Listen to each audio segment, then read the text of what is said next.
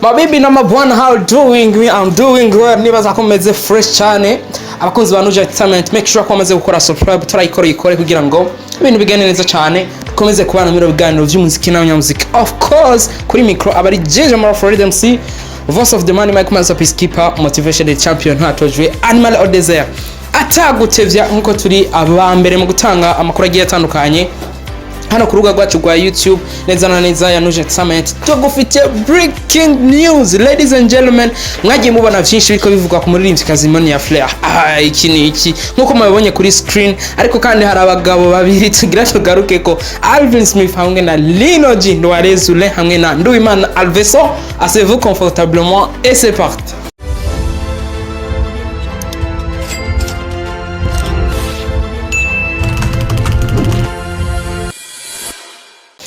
Anyway, nkuko nemeje kubivuga, ni bano bagabo bagaragaye bagize ukwezi guhise bariko baragaragara kuri case ya Monia Flair. Kuko Monia Flair bimaze kumenyekana kandi pregnant, benshi bagiye bavuga ati mbege bino bintu bimeze gute, bivanye n'ibiganiro Alvin Smith yari kagenda akora yerekana neza ko umubano bafitanye na Monia Flair udasanzwe. Kandi twibukanya ko uwitwa Lino G nawo mu ico gihe batari bameranye neza, ugerageje kuraba ntibari ko baragaragaza nkuko twari tubimenyeye ku ma réseaux sociaux cyangwa bagaragara neza na neza ku mbuga hwane nkuko twari tubimenyeye bariko bararyosha cyangwa biboneka bagaragaza urukundo rwabo muri rusangi, biza kuba abantu babishiramwe urujijo rugiye rutandukanye. Ariko kandi ino munsi hari ku munsi weje witwa umuririmvyikazi Monia Flair aza gutangaza neza na neza ko ari pregnant kandi yishimiye naho byashitse atavyiteze ngo aravyishimiye cyane kuba agiye kuba umuvyeyi. Kandi naho avuga ati ikintu kibazo mbega nzo umuvyeyi mwiza canke bizogenda gute, benshi rero bica bigaruka ibivugisha abantu benshi. Bamwe bari bavuga ati bino kubera ko benshi ntibavyiza, kubera baravuga no kuntu Monia Flair atari karagaragara bakavuga ati ese byo bari ivyo canke sivyo, mbe bimaze gute. Ariko mwene vyo yavyishiriye kuri réseaux sociaux, donc bibona abantu benshi, donc arabivuga kugira ngo abantu bose bayimenye urujijo ruhere mu bantu canke se kuko uri pregnant ntushobora kubinyegeza. No munsi urabinyegeza ku mezi 2 3 4 5 ntibinyegeza kuko biba vyamaze kumenyekana, niko biba bimeze. Iki kintu rero tugaruka iko ca Nduwimana Alvena Ndoarezule ni cyaha kuvaho uwitwa Alvin Smith avaniye n'umugore and then akavuga ati neza neza ivyantwaye muri Kenya na depression yarimo kugira ngo nduhuke mu mutwe canke se subire kwiga kumwibagira canke n'iki. Ariko kandi amaze kugaruka tukamubona aramara umwaka muri Kenya and then aragaruka mu gihugu c'amavukiro. No musa akabari hano akabari karakora utuntu twiwe yibereye hano, tuza kubona cyangwa gukora ibiganiro bigiye bitandukanye mu Rwanda n'iki. And then aza no ngaha ku TV giye atandukanye aravuga ko yerekana neza umubano bafitanye na Monia Flair. Bashobora kuba bariko barakina showbiz kubera ko abana bagabo n'aba content creator kandi n'aba entertainer bategeza ko ibintu byose babikoramo showbiz kugira ngo ibintu bigene neza cyane.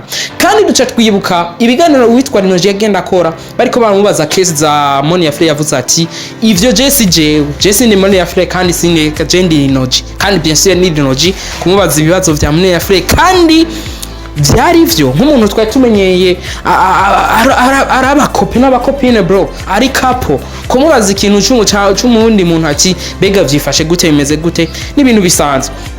Rero hacaguma urujijo mu bakunzi b'umuziki w'Uburundi, ariko kandi hacaguma urujijo mu bantu benshi bagiye batandukanye. Nta uzi ngo nuko bimeze ngo ni yande. Reka dutegereze umwana azovuka ashobora kuba ari azoba yambuto yagwara uyuzi, niko bavuga.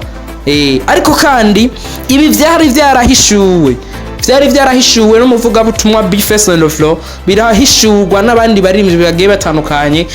Yatanze ubutumwa mu ndirimbo avuga ati umuririmbyi kazi eka noneho umukobwa wese ari muri entertainment kugira bamwakire baramanza akavyara kwanza and then ibintu bikagenda neza. Twabonye abantu benshi b'abaririmbyi babamenyesha amakuru ubu benshi bari mu miryango yabo batunze abana bro. Ino entertainment yacu ntizikorera abakobwa man, siko. Ariko sikuvuga ngo entertainment yacu ivyo bintu bikunze gushika ku bantu benshi, ariko kandi dukunze kubona ino entertainment yacu idakunze kubirera abakobwa. Kandi byo siri byari byarahishuwe bantu b'Imana. Muzere mutinya abakozi b'Imana abavuga ego gutanga ubutumwa ntibivuze si ngombwa ngo uri kurasoma muri Bibiliya.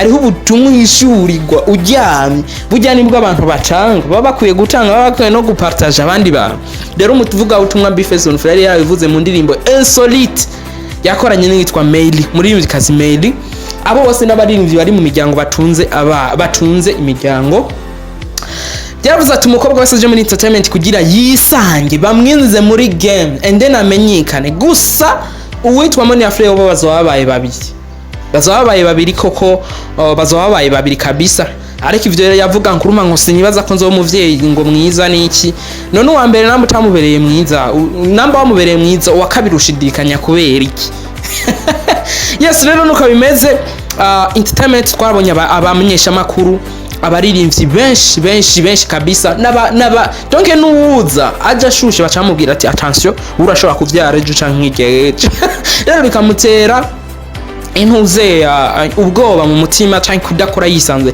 arivyo bituma atabakobwa benshi tubona bari muri entertainment haba mu bamenyesha makuru mbere ubu niho bariko baraguye ce mu baririmbyi kazi usa kusanga atabakobwa benshi bariyo kubera ko benshi baramaze kushigwa mu kuri ico kintu nabo nyene bo naho ufise impano ugacivuga ngo ntinyivyo iyo mpano ufise nawe ntubuyizera ahubwo dupambane hamurabi ibiba feedback none ugira ngo abavyaye ntibacunza abana hari ico babaye nuko nyene bitegezwa kugenda ariko reka tuze twifurize inani nziza no mu mwigeme wacu ya muri kazi mwiza kameme ivyo yarageze ko mu myaka mikamaze muri music sibike ariko urumva ko ari karongera ko nibindi abana niki vyose reka tumwifuriza mayigwe niki vyose ariko kandi entertainment abakobwa muzi hama muzi murava mukonye anyway reka turorere kandi hari ngombwa ngo tumenye mwene ivyo ntitubigaruka kuko ni vie privée yo ariko kandi